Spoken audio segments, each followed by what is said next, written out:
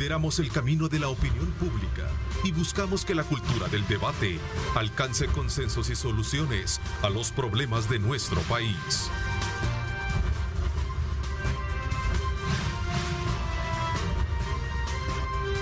Diálogo con Ernesto López.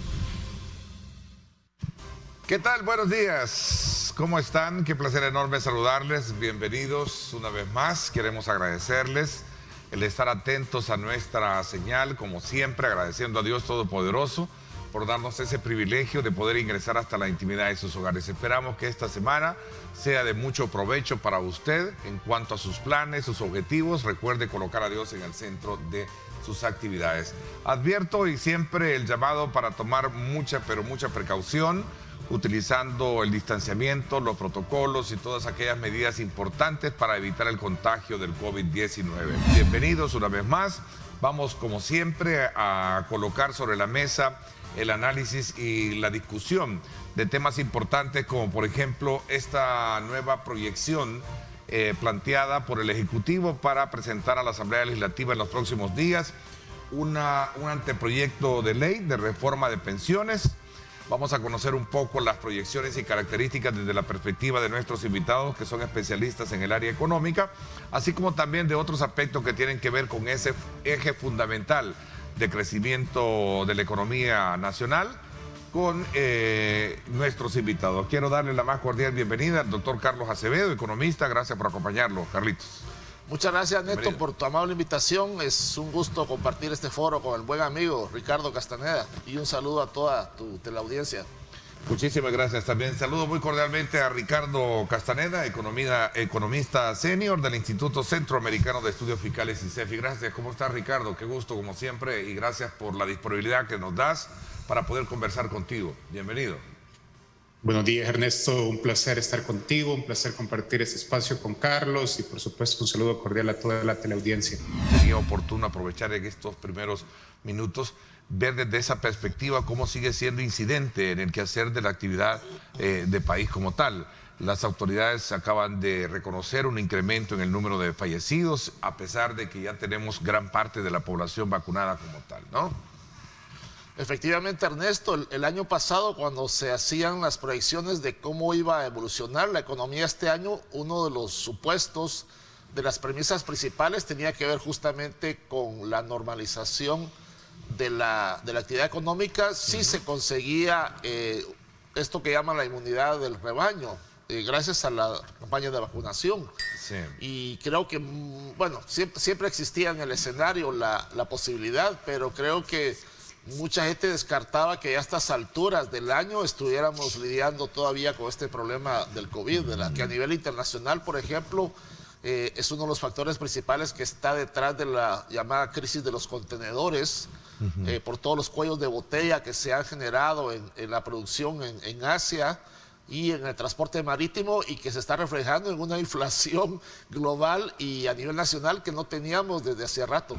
La recuperación económica, tanto a nivel mundial como nacional, está vinculada a un control total de la pandemia. Mientras la pandemia no esté completamente controlada, siempre existe la posibilidad, por ejemplo, que los países tengan que adoptar algún tipo de medidas de confinamiento, y esto obviamente tiene repercusiones en el ámbito económico. Desde las cifras que se tienen es que la pandemia no está siendo controlada, ¿no? Incluso en algunos le llaman esta que es la tercera ola, una gran cantidad de casos. Adicionalmente, esto también implica destinar más recursos del presupuesto en cuanto a insumos médicos, porque sabemos, por ejemplo, que cada hospitalización requiere una cantidad de cuidados y que por lo tanto es fundamental tener recursos para ello. Yo creo que es importante en esos contextos, como se ha venido debatiendo ya más de un año, ¿no? La importancia de tener las cifras, que las decisiones estén basadas en elementos técnicos, en que no debe de haber una separación entre el tema sanitario y el tema económico, porque la vida misma es integral. Vamos a lo que venimos. Hay un anuncio de parte del Ejecutivo para la presentación en los próximos días de un anteproyecto de ley que tenga que ver precisamente con resolver el problema de las pensiones, que ha venido a lo largo de la historia y lo hemos conversado con ustedes, tanto Carlos como Ricardo. ha sido parte de, digamos, de esa discusión, de ese debate de, bueno, ¿qué hacemos con las pensiones? ¿Cómo logramos establecer cambios que verdaderamente determinen una justa pensión digna para muchos que a lo mejor a esta hora de la mañana todavía están pensando y repensando retirarse y ser pensionados por el tipo de valor que les va a quedar en las pensiones? A ver, abro un poco el análisis y el debate, Carlos y también Ricardo. Bien, a mí me sorprendió gratamente, diría yo, el anuncio del presidente, pero al mismo tiempo me suscitó una serie de interrogantes. Ante todo porque el país, antes de la última reforma de pensiones, la de septiembre del 2017, tenía ya una deuda de pensiones en valor actual de más de 24.000 millones de dólares. Entonces, lo que me sorprende del anuncio presidencial es que, según lo que le entendía el presidente, se está proponiendo una reforma integral. Él hablaba como de que todo el mundo tenga una pensión digna. En este momento, solo 1 de cada 4 trabajadoras salvadoreñas tiene acceso a algún régimen de cobertura previsional. Entonces, darle una pensión universal al otro 75% que no tiene nada, con la población actual que está en edad de pensionarse, que anda un poco por arriba del 1.000.000 de personas, si el 75% de ellos no tienen ninguna pensión y el gobierno le va a dar, por ejemplo, pensión mínima, estamos hablando de un monto cercano a los 2.000 millones de dólares al año. Entonces, mi gran interrogante es, si el presidente piensa hacer eso, ¿de dónde van a sacar esos 2.000 millones adicionales? Todos los caminos conducían a una reforma de pensiones, ¿no? Tanto por los problemas estructurales, que ya Carlos ha mencionado unos, el tema de la baja cobertura, también el problema de la insuficiencia de las pensiones, es decir, que hay personas que al momento que se llegan a retirar, pues les queda una pensión que prácticamente está condenada a vivir en pobreza. Entonces, a partir de ahí, hacer una reforma creo que es importante. Ahora, el punto es qué tipo de reforma y cómo lo vas a hacer. Para mí esta es la reforma más compleja que puede haber. No hay una solución mágica y por eso es indispensable que cualquier cambio que se vaya a hacer sea fruto del diálogo entre los distintos sectores. Y lo que sucede en estos momentos, tal como está el sistema, por ejemplo, que del presupuesto público se tienen que utilizar recursos para pagar pensiones, que estos recursos provienen en su mayoría de impuestos indirectos y que por lo tanto buena parte de las personas no tienen o nunca van a tener pensión, pero sí están financiando este sistema. Importante destacar, muchas veces cuando se hace este tipo de reformas, sobre todo pensando más desde la óptica de la clase política, lo que quiere es tener réditos inmediatos. Y entonces puede existir la tentación, por ejemplo, de ofrecer jubilaciones muy jugosas en estos momentos, pero a costa de poner en riesgo las pensiones de las futuras generaciones. Entonces aquí también hay un tema que debe tomarse muy en cuenta, y es que la reforma que se haga debe tener el punto de vista intergeneracional. Carlos. Sí, yo insisto, el tema para mí, bueno, aparte de todas las complejidades de una reforma integral, es a final de cuentas cómo lo financias, ¿verdad? Porque los políticos suelen caracterizarse por hacer promesas sin normalmente establecer costos, cuánto cuesta esto que estoy prometiendo, ni mucho menos decir de dónde va a salir el dinero.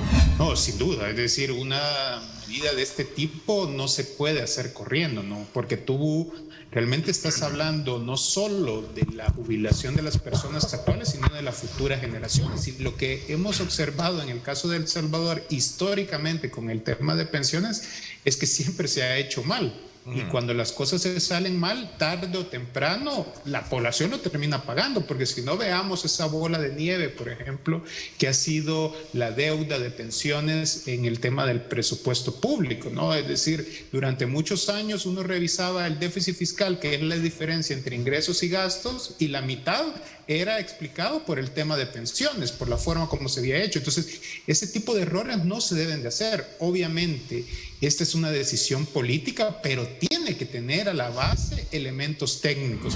Yo coincido con Ricardo en que ese acuerdo está en el congelador y quizá daría un paso más. De repente me atrevería a decir que está muerto y enterrado, ¿verdad? Y que el último clavo en el ataúd del acuerdo fue la decisión de la Sala de lo Constitucional impuesta de permitir la reelección, ¿verdad? Vimos la reacción del Departamento de Estado muy fuerte. El Fondo Monetario, su principal accionista es Estados Unidos, ¿verdad? Porque esas multilaterales funcionan como una empresa. El que tiene más acciones es el que tiene más poder de voto y de veto. Entonces, las relaciones con el gobierno de Estados Unidos siguen siendo muy, muy tensas. Lo vimos también en la cadena, ¿verdad? Del 15 de septiembre, ¿verdad? Las indirectas del presidente en su discurso. Y entonces yo veo muy, muy difícil, casi sería resucitar a Lázaro, que el Fondo Monetario le apruebe un acuerdo a El Salvador, teniendo a Estados Unidos como el principal accionista del Fondo Monetario y además con todas las dificultades del acuerdo mismo, ¿verdad? Ya un acuerdo de esos es complicado solo por el hecho del ajuste fiscal que debe llevar a cabo en términos de aumentar ingresos y reducir. Solo con eso ya está complicado. Otra de los planteamientos o aseveraciones o análisis que se hacen en cuanto a reconocer que otro de los grandes problemas que tiene el actual sistema para poder darle esa, digamos, robustez que se necesita para poder sacar y tener buenas pensiones es que hay muy pocos cotizantes. Tengo un dato acá que dice que la población, y esto viene de la Superintendencia del Sistema Financiero, la población salvadoreña afiliada al sistema de ahorro previsional es del 3.5 billones, pero solamente cotizan efectivamente 763.214 personas. Esto es un dato que se tiene a julio de este año, Ricardo. Sí, mira, ninguna reforma de pensiones va a ser sostenible si tú no logras incorporar a la mayor parte de las personas que en este momento no está cotizando. Y aquí, por eso te hablaba de la complejidad, porque si vamos a hablar de una reforma de pensiones, significa que tienes que hacer reformas en el mercado laboral. ¿Y esto por qué pasa? Bueno, por uno, que aquellas personas que en estos momentos se encuentran en el sector informal y que no están cotizando, puedas crear y generar las condiciones para que coticen. ¿Qué tipo de pensión, en cuanto al valor, existe en algún modelo de sociedad que verdaderamente sea más digno? Hablamos de Latinoamérica, hablamos de Centroamérica, ¿qué es la que podemos nosotros aspirar a tener, por ejemplo? Vaya, por ejemplo, Chile es el primer país que privatizó. El modelo chileno fue tomado por una docena de países en América Latina, incluyendo nosotros. Y en este momento, después de casi 40 años de un sistema privatizado maduro, la pensión promedio en Chile es de $300. $300 en Chile. Bueno, en parte las grandes protestas sociales que hemos visto en Chile ya desde hace algún par de años tienen que ver, bueno, con la percepción de que el modelo chileno, a pesar de todos los bombos y platillos con los que se nos ha presentado, es un modelo que presenta muchas desigualdades. Y una de las desigualdades principales que resienten los chilenos tiene que ver con el tema de pensiones. Entonces, eso en Chile, en un sistema que digamos que ha funcionado bien. Nuestro sistema es una copia mala del chileno. ¿A qué aspiramos? No, sin duda. Es decir, por ejemplo, en El Salvador, luego que se hace la reforma de 2017, que en ese momento recuerdo cuando se hace la reforma en la Asamblea Legislativa, los diputados de todos los partidos políticos aplaudían y celebraban como que habían solucionado todos los problemas, y luego cuando ya las personas que se iban a llegar a retirar empiezan y van a las administradoras de pensiones y empiezan a ver cuánto iban a tener, prácticamente era para que te diera un infarto porque la cantidad que te ibas a tener era sumamente baja, ¿no?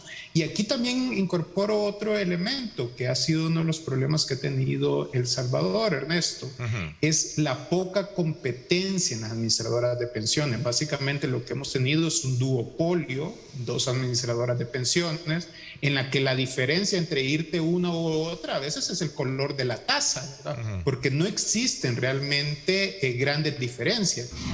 Un elemento importante que creo que todo el mundo se pregunta, ¿verdad? Y creo que ya en su momento Carlos me decía, bueno, pero ¿cuál es el verdadero modelo que de verdad existe en el mundo para saber que ese es el que nosotros debemos de tener? A ver, Ricardo. Creo que para empezar, la receta que necesita El Salvador es una receta hecha en casa, porque las características que tiene el país son diferentes a las de otros países del mundo, ¿no? Uno puede encontrar algunos casos exitosos, por ejemplo, el tema de Suecia, que se hablaba que tiene un sistema basado en cuentas nacionales, pero las características que tiene la sociedad sueca son muy diferentes a las de El Salvador, y por eso hablaba que en este caso particularmente se requiere un diálogo franco entre trabajadores, entre el sector privado, empresarios, y entre el gobierno. Yo creo que más allá de si es un sistema público o privado, desde el punto de vista de la sostenibilidad financiera, lo que hay que garantizar en todo caso es que las cuentas cuadren, o sea, que los beneficios previsionales tengan sus correspondientes aportes, ya sea privados, patronales, del asalariado o contribuciones del Estado, pero que haya claridad de quién es el que está pagando, ¿verdad? Y que haya claridad de que los recursos van a ser suficientes para cubrir determinados beneficios. ¿El país puede contar con un sistema mixto de administración si es ese parte del problema? Carlos. Bueno, yo creo que bueno, el sistema uruguayo, que como digo es de los más reconocidos en cuanto a su integralidad y sostenibilidad, es un sistema más o menos mixto. Con la reforma última de septiembre de 2017, ese componente de la cuenta de garantía solidaria intentó introducirse como una especie de pilar público, digamos. Pero claro, está muy desbalanceado para que sea propiamente un sistema mixto. Pero como te digo, yo creo que más allá si es mixto o no, si es público o privado, hay que garantizar que las cuentas cuadren, ¿verdad? Y en todo caso, por ejemplo, en nuestro sistema actual, las AFPs están teniendo rentabilidades patrimoniales del orden de, bueno, han estado antes de la reforma más de 50%, 45%, 50%. No hay ninguna empresa privada que tenga semejante rentabilidad.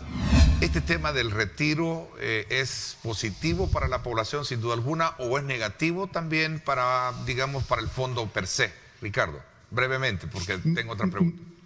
Mira, acá como son cuentas individuales, aquí las personas lo que tienen que tener en cuenta es que si tú haces ese retiro anticipado, al momento que llegues de pensionarte y no hayas devuelto esos recursos, la pensión que vas a tener va a ser una pensión más baja. Ok. Quiero agradecerle, Carlos, y también a ti, Ricardo, por la disponibilidad de día lunes, abrir nuestra cartelera de temas y programas de la semana para poder hablar de este tema que es muy sensible, ¿no? Y que sin duda alguna va a generar más discusión en la medida que nos vayamos acercando a la fecha en la que se tiene previsto la presentación de este proyecto de ley a la Asamblea Legislativa. Carlos Acevedo, gracias por acompañarme. Muchas gracias, Neto. Gracias también a ti, Ricardo Castaneda, gracias. No, muchas gracias, Ernesto, un gusto. Gracias, les agradezco. Quiero darle la más cordial bienvenida al ministro de Obras Públicas, Romeo Rodríguez, que nos acompaña acá esta mañana para conocer el avance de muchas de las obras que se tienen ya prácticamente en un número muy avanzado. Gracias, ministro, por acompañarnos. Bienvenido. Es un gusto, Ernesto, compartir contigo esta entrevista, mandarle también un cordial saludo al pueblo salvadoreño que nos ve y que nos escucha a través de este importante medio de comunicación. Hoy con este tema de anoche tuvimos una lluvia, ¿no ha habido algún reporte anormal de la situación de las calles? Sí, bueno, hemos estado atendiendo principalmente postes caídos junto con las diferentes compañías de energía eléctrica y algunos árboles caídos que se detectaron principalmente en la zona de Usulután, en la zona oriental del país. Además, tuvimos algunas inundaciones en el sector de la 49 y la Alameda Roosevelt, donde es un sector que constantemente se dan inundaciones. De hecho, nosotros hemos proyectado una obra de drenaje y ampliación de ese tramo de carretera, porque hay un giro ahí inadecuado donde los diferentes camiones que transitan normalmente se quedan en esa zona, se quedan atrapados porque no da el giro para este tipo de vehículos. Entonces, ya hay un diseño, de hecho, por parte del Ministerio de Obras Públicas, pero vamos a iniciar con su construcción cuando se acabe el invierno, ¿verdad? Entonces, pero estuvimos ahí en horario de la madrugada principalmente y horario de la noche, realizando tareas para poder desalojar todo el agua que estaba acumulada en ese sitio. Entonces, poco a poco, con las obras que estamos haciendo, estamos protegiendo la vida del patrimonio de las familias. ¿Qué hace falta? Sí, hace falta. Hace falta muchísimo y vamos a trabajar en esa vía para poder ir dando soluciones a los principales problemas. Es algo que viene de décadas y pues Roma no se construyó en un año, ¿verdad? Pero al final se construyó, entonces nosotros vamos a hacer todo lo necesario para que poco a poco podamos ir haciendo esas obras que vayan reduciendo los riesgos en diferentes sectores vulnerables del país. Y el periférico Claudia Lars en este momento lleva un 87% de avance todo el proyecto. Es una carretera nueva la que estamos construyendo para evitar que todas las personas que van desde y hacia Sonsonate eviten pasar por la zona central de Lourdes y puedan ingresar directamente por esta nueva carretera. En este momento estamos ya finalizando la construcción de 2 puentes. Uno que es sobre el río Talnique, que en este momento ya llevamos un 98% de avance de la construcción del puente sobre el río Talnique, y otro puente que está sobre el río Colón. Este puente del río Colón, en este momento llevamos un 80% de avance y estamos haciendo todo lo necesario para poder concluirlo en este mes de octubre a más tardar.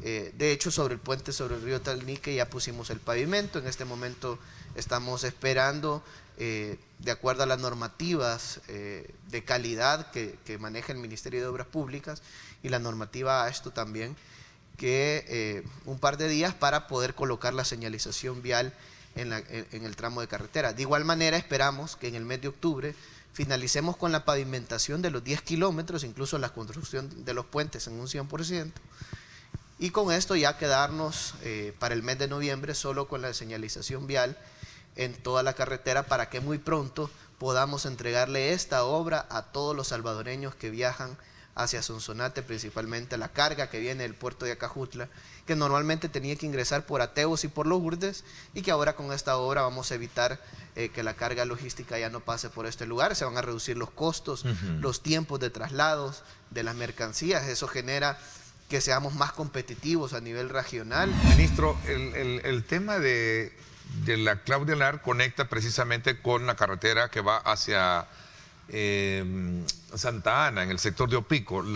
¿Cuál es el estado que queda la propuesta de hacer el paso a desnivel también ahí y no quedarse solo con el, ahí está, el redondel que se ha proyectado? Sí, bueno, los recursos que se disponían con Fomilenio en algún momento únicamente alcanzaban para poder construir 2 rotondas, una en Zacacoyo y otra en el desvío de Pico. Entonces, con los recursos del Ministerio de Obras Públicas fue que se tomó la decisión para poder construir 2 pasos a desnivel. ¿Por qué? Porque consideramos que esta rotonda iba a vencer su vida útil en cerca de 2 años aproximadamente, en 5 años, perdón, aproximadamente según los estudios. Es decir, en 5 años ya íbamos a tener embudos y problemas de tráfico en esa zona. Entonces no vamos a esperar eso. Entonces mejor tomamos la decisión de hacer un paso a desnivel tanto en el desvío de Opico, con un costo de alrededor de $15 millones, y otro en el desvío de Zacacoyo, que va a tener un costo aproximado de cerca de $10 millones. Ya están aprobados estos fondos, sí, ¿verdad? Sí, estos fondos provienen parte del presupuesto general de la Nación de este año, 2020, y con esos recursos es que el Ministerio de Obras Públicas los ha puesto a disposición para la ejecución de estas obras. Entonces, vamos a ejecutar estas 2 obras importantes. La idea es evitar que todas las personas que vienen de Santa Ana y que van hacia San Salvador y viceversa tengan que pasar por un redondel, sino que lo puedan hacer a través de un paso a desnivel y utilizar la rotonda únicamente para los retornos de la población que viaja en esa zona, y también adicional el ingreso hacia el periférico Claudia Lars. Pero ahora con las obras que vamos a hacer, pues vamos a garantizar que el flujo vehicular sea mucho más ágil, sea mucho más seguro. Vamos a reducir las horas de estrés que pasaba la población, es decir, horas productivas que incluso se perdían, porque al final el tiempo que se perdía se podía utilizar para poder realizar cualquier actividad productiva en el país. Ahora eso va a cambiar con este proyecto. Vamos a ampliar 15 kilómetros de carretera desde Las Delicias hasta el desvío de Opico, y en la zona más crítica y vulnerable, donde normalmente teníamos derrumbes, caída de rocas y otro tipo de eventualidad, y que lamentablemente murieron salvadoreños, vamos a construir un viaducto. El próximo mes nos entregan el diseño y luego nosotros sacamos a licitación el proyecto. Es interesante porque igual viene a ser el complemento de todas las obras de la zona y que va a venir a lidiar ese dolor de cabeza de muchas personas que yo siempre me mostré solidario porque decía, ¿qué hacer con el problema de los chorros? Y hay que hacer cuanto antes algo porque aparte del impacto económico que esto tiene, hay un impacto de estrés mental tremendo. Hay amigos que tienen que salir en horas de la madrugada para evitarse estar en el problema o esperar en horas de la noche, salir ya de noche de San Salvador para ese sector porque es un problema el tráfico. Preguntan acá cómo va la reparación de la calle del Tobogán en Soyapango. Sí, bueno, en el caso del Tobogán, debido a las recientes lluvias, un tramo de la bóveda de ese sector colapsó, lamentablemente. De hecho, nosotros ya estábamos trabajando en un diseño para poder reconstruir toda la bóveda, incluso ampliar y mejorar su capacidad hidráulica para que tipo como lo que ocurrió lamentablemente en las últimas semanas en la zona, no vuelva a pasar. Entonces, vamos a hacer una inversión de cerca de $150,000 para poder reconstruir esa zona y poder mejorar la capacidad hidráulica. Ya los trabajos ya iniciaron. De hecho, las tareas preliminares eran hacer un acceso más o menos. Eso lo empezamos 2 días después de haber ocurrido el evento y en este momento ya estamos en la parte baja de la bóveda y estamos ya comenzando con las obras de reconstrucción. Con esto vamos a poder proteger la vida de las familias que transitan por esa zona. Sabemos que es una vía de alto tráfico, cerca de 8,000 conductores en promedio diario transitan por esa zona y en este momento de alguna manera el tráfico se complica por las actividades que se están realizando. Pero nosotros esperamos en unos días poder concluir con estos trabajos y muy pronto habilitar el tránsito vehicular. Obviamente lo primero que vamos a hacer, luego de garantizar la seguridad en ese sector, es garantizar que el tráfico pueda circular y pueda fluir libremente en la zona, que esto sería prácticamente en unos días. Una buena parte de estos proyectos ya se presentaron las ofertas por parte de las empresas, es decir, cuando nosotros anunciamos la construcción de 7 pasos a desnivel en el área metropolitana de San Salvador, principalmente en los ingresos y salidas de la ciudad. Por ejemplo, en el redondel Utila vamos a construir un paso a desnivel, también en el Hermano Lejano, Árbol de la Paz, en el Boulevard Constitución vamos a construir 4 pasos a desnivel. Pero cuando los anunciamos, nosotros lo que estábamos diciéndole a la población era de que estábamos invitando a las empresas constructoras y las empresas supervisoras y diseñadoras a que participen en estos proyectos que vamos a ejecutar. De hecho, la semana pasada, el día viernes, se presentaron ofertas por parte de las empresas en 3 proyectos. Ya se presentaron ofertas para la construcción del paso a desnivel sobre el Árbol de la Paz, el paso a desnivel del Hermano Lejano, y también ya se presentaron ofertas por parte de las empresas en el paso a desnivel del redondel Integración, que esto es parte del Boulevard Constitución. Sí, del Boulevard Integración, entonces, sí, perdón. Y esperamos que muy pronto se entreguen ofertas de los siguientes pasos a desnivel. En el mes de octubre, por ejemplo, vamos a recibir ofertas del paso a desnivel del redondel Utila, que la idea es actualizar el diseño en un periodo no mayor de 3 meses y luego iniciar con la construcción del proyecto. Es decir, ya muy pronto se va a iniciar con la construcción. Ya nosotros esperamos, por ejemplo, solo en el Boulevard Constitución, construir 4 pasos a desnivel. Y alguien puede decir, bueno, ¿y por qué van a construir 4 pasos a desnivel? Pero es que lo que queremos garantizar es que todo ese corredor tenga un tránsito ágil y seguro para la población y que no suceda como pasaba antes, donde el paso a desnivel terminaba en un semáforo o terminaba en un redondel o en alguna intersección donde el tráfico únicamente se pasaba de un sector a otro sector. Entonces vamos a hacer todas las obras necesarias en el Boulevard Constitución para garantizar que el tránsito sea ágil. Uno lo vamos a construir en el redondel Utila, en el redondel Integración. Ahí son una serie de pasos elevados. La idea es que el redondel únicamente quede para los retornos y a través de pasos elevados la población que vive en Apopa, Quesaltepeque, Nejapa, Aguilares y todo ese sector pueda transitar de una manera ágil y segura. De igual manera se va a construir otro paso a desnivel en el sector, en la intersección de la calle El Volcán y en la intersección también de la calle Sacamil, para que la población que vive en esa zona pueda transitar libremente. Y de igual manera otro en la calle Principal La Gloria, donde tenemos un semáforo y donde normalmente la congestión vehicular llega hasta ese sector y luego el tráfico se distribuye. La solución del problema del Citrán y ese carril, ¿qué se tiene para eso? Bueno, con respecto al tema de transporte público a nivel nacional, pues nosotros tenemos un plan maestro de movilidad donde hay diferentes cosas, ¿verdad? Entre ellas, modernización del transporte público, que es sumamente necesario. Hemos visto cómo las unidades están en pésimas condiciones actualmente. La población ha tenido décadas que estar sufriendo la mala atención en el servicio del transporte, la calidad de las unidades no es la óptima. Entonces, obviamente, dentro de los planes está mejorar y modernizar todo el sistema de transporte público, pero además de eso, incluso ya hay reformas que han pasado a la Asamblea Legislativa para iniciar con esto. Por ejemplo, uno de los cambios es pasar de 20 años de vida útil de las unidades a 15 años. ¿Y por qué 15 años? Porque 15 años es lo que recomiendan incluso los fabricantes de las unidades de transporte. Fueron unos diputados los que aprobaron que pasara de 15 años a 20 años en algunos momentos, e incluso todos los años en la Asamblea Legislativa lo que hacían era aprobar un decreto para incrementar un año adicional, es decir, incluso algunas unidades ya tenían hasta 30 años de vida estando circulando, cuando no debería de ser así, y no pasa en otros países, incluso países de la región.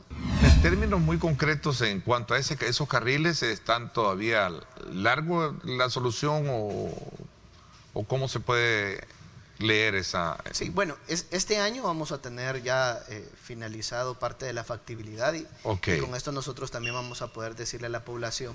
¿Tenemos que esperar ese nuevo modelo de transporte entonces o se va a solucionar? Lo que sucede es que no queremos hacer lo que hacían antes, pues, ¿verdad? Que hicieron un sistema de transporte que al final no estaba resolviendo los problemas de la mayoría de la población.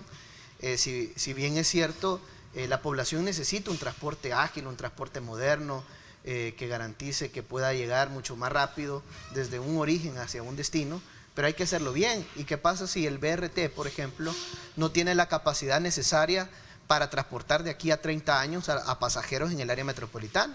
Entonces vamos a haber construido una infraestructura millonaria, como hicieron antes, que no va a resolver el problema. Entonces, puede ser que sea la solución un metro, puede ser que sea un transvía, puede ser... Es decir, al final lo importante es garantizarle una solución a la población adecuada. Y los estudios nos van a dar esa solución. ¿Por qué vamos a hacer los estudios ahorita? ¿O por qué lo estamos haciendo? Perdón, porque ya está adjudicado el proyecto. Es una empresa española, es un asocio entre empresas españolas, Sintex y Narsa es quien está haciendo este estudio. Pero lo estamos haciendo porque antes no se hizo, es decir, antes no hubo un acompañamiento técnico para poder hacer este tipo de proyectos. En el tema de Cárcavas, ¿qué noticias se tienen nuevas para muchas familias que sin duda alguna están sufriendo el impacto de las lluvias y por supuesto de ese gran problema que es obvio que San Salvador tiene muchas, ¿no?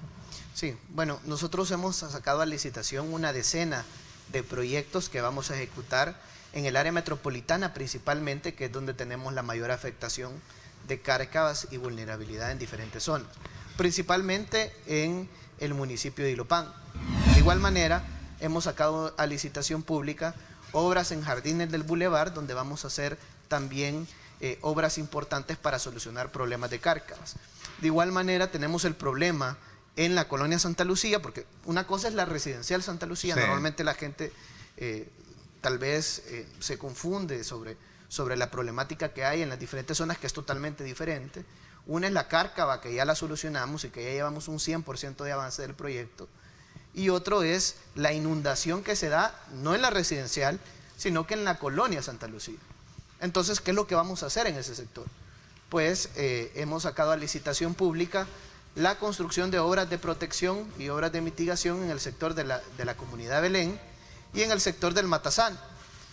Lo que sucede es que tanto en la comunidad Belén como en el Matasano cerraron pozos de agua lluvias y esto generó que el agua ya no fuera a esa zona, sino que fuera hacia el sector del Triángulo en la colonia Santa Lucía.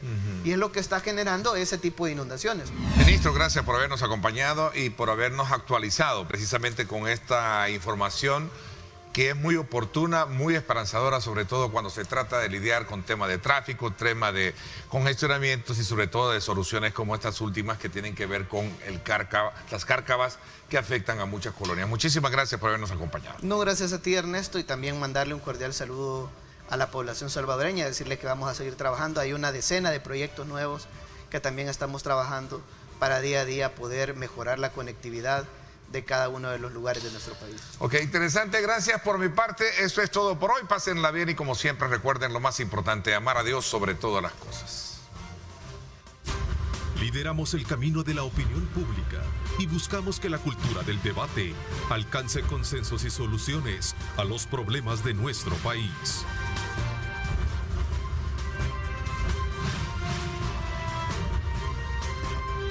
Diálogo con Ernesto López.